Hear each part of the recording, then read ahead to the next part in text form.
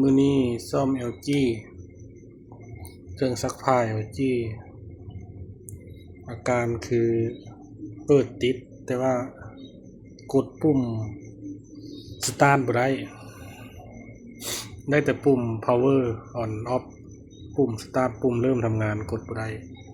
ปุ่มอื่นแต่กดบ่ได้ตอนนี้ซ่อมได้แล้ว มันมีไดโอดตัวนึงมันช็อตอยู่บอร์ดบอร์ดปุ่มกดนี่แหละบอร์ดดิสเพลย์เลยแล้วต่อใส่ทางลุ่มแล้วเดี๋ยวนี้เอามาลองดูกดเปิดปุ๊บอันนี้จำลองเป็นมอเตอร์โตเขาเป็นสปินโดมอเตอร์ซักมอเตอร์ปั่นอย่างเลยอันนี้ซ้ายขวาอันนี้จำลองเป็นวาล์วน้ำเข้าเดี๋ยวลองเบิ่งได้การต่อสายกับสิประมาณนี้เลยมีเฮดเซอร์อะไรเนี่ยเฮดเซอร์จะเป็น3 ขานี่เด้อเฮดเซอร์3 ขานี้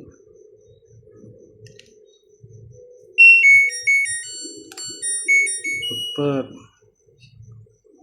สตาร์ทไฟนี่มันจะวิ่งวูดวิดนี่ช่างพานะ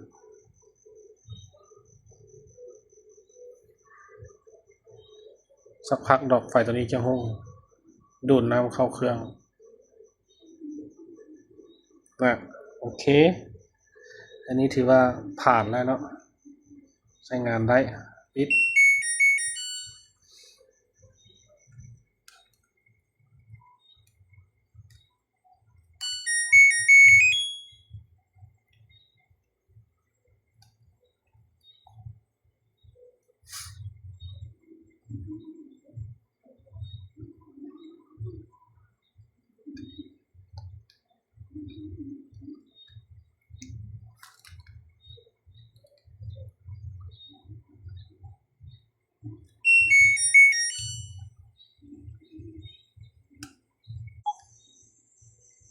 อันนี้แม่นลองปั่นแห้งเบิ่งอันนี้มอเตอร์เดนน้ำอันนี้เป็นมอเตอร์โทรมูลถังครับจะห้องเป็นบาทตามจังหวะการหมุนนะ